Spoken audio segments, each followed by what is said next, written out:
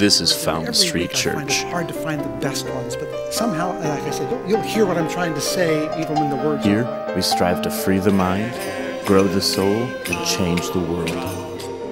Here, there is freedom to doubt and freedom to believe. Here, you can find a house of prayer for all people.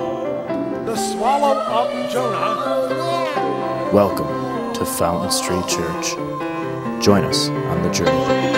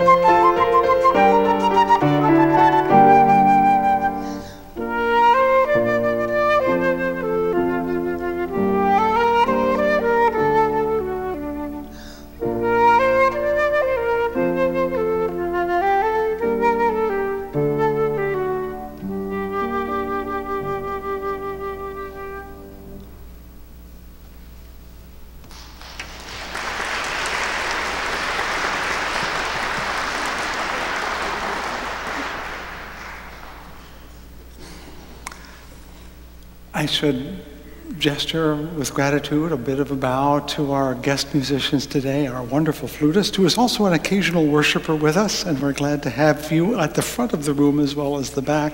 You're the piccolist, are you not, for the symphony? So when a piccolo is in your ear at the symphony, she's making that noise. And to her right and to my left is Deb Brower, who is usually a singer in our choir when I see her, but she was accompanying the choir today, and you got to hear her real gift, which is to be a first-class keyboard presence, and thank you for that, which doesn't mean I don't appreciate your singing, but I like hearing your fingers do the walking too. That was nifty. And you're both wearing green sleeves. Boy, how cool is that? I know there are, at the early worship today, at least half of the slightly smaller crowd. There's always a slightly smaller crowd after Thanksgiving. I think the tryptophan coma is still keeping some people in bed. There are always more new people then than we, or shall we say visitors. And we had 7 or 8 people we'd never seen before, and so I was really dancing as fast as I could to keep them entertained. Am I right, Liz? Oh, yeah, thank you. She was there. She watched me like walking a tightrope there. If you're new to us today, thank you. I do hope you'll come back. I told the people at the early worship, and I've told people here before, in some ways we're the Church of Forrest Gump. You never know what you're going to get. And that makes it a challenge and interesting and a little vexing. Kind of like the weather this week. Wow, Thanksgiving Day, it was like September. I walked, I had a great day, and then by the next night it was December and my fingers are already tingling. You know, this global warming thing has a lot more drama in it than I was banking on. It was also, as Ruth pointed out, an unusual week because we have a Sunday between Thanksgiving and the formal beginning of Advent, which I appreciate. I like having my holidays separate. Ever since Hudson's and Macy's and Franklin Roosevelt parked Santa Claus at the end of that parade, we've never been able to keep the two apart. But remember, that's the gospel of commerce, not the gospel of Matthew or Mark or Luke, when we see that.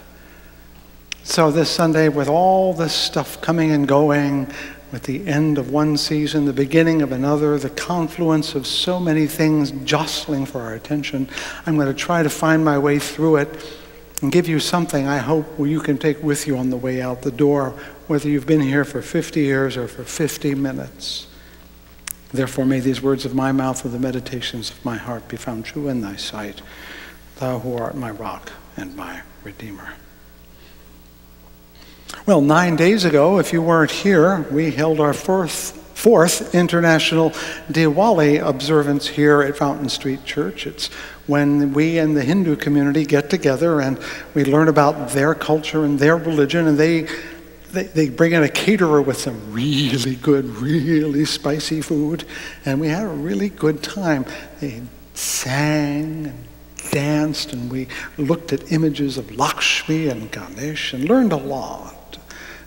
We also learned was that Diwali is not just a Hindu thing, it's a Jain religious festival, and if you don't know the Jains, that's a whole world you can explore, and Sikhs as well.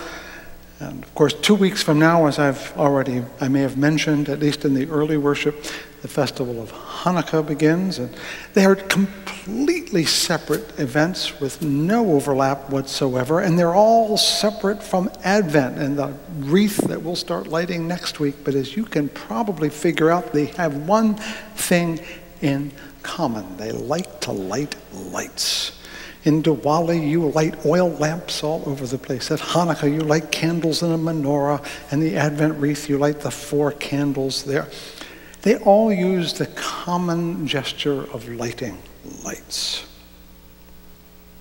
Now, a bunch of years ago, I preached a series of sermons, in one of which I advised you to do 2 things when it comes to spiritual matters. One was to listen for the dissonance, and the other was to listen for the consonance. Those are musical terms, the things that don't harmonize and the things that do. For example, light harmonizes because you can find it in almost every culture being used symbolically. That's the consonance. The dissonance is when you try to explain them to the other, because each one has a different explanation of what the light means.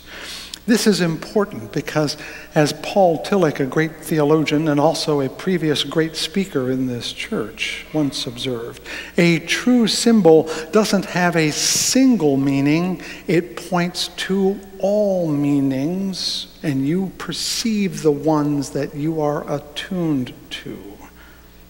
When several religions use the same idea or image, we can be pretty sure we're looking at a genuine symbol. So next week when we start lighting the Advent wreath, something found nowhere in the Bible, by the way, it will be virtually the same action as lighting the Hanukkah menorah, but they mean entirely different things to those different communities. 2 weeks ago, on Veterans Day, we set up a whole lot of candles on the table and invited people who were in the service or those whose family members were to come and light a candle. And several dozen did, and they were so grateful to be able to light a candle for someone dear to them. And our choir, what did you just sing a few weeks ago? Lux Aeterna. For those who know their Latin, that means eternal light. My Unitarian tradition in which I grew up lights a flame every Sunday that is a symbol of our faith. Everywhere we look, you can find people lighting lights, but they all say they mean different things. Now I'm going to help you understand how to deal with that. This is the teaching part of our sermon today. If you're taking notes, this is when you should get out your pencil. Actually, I'll give you a story so you can root around inside. Now, 35 years ago, I was a student in seminary, but seminary students are young people, and so when Halloween came around, we threw a Halloween party, and we threw it in the building itself. We were a small community, and of course, Halloween parties, at least 35 years ago, included the costumes.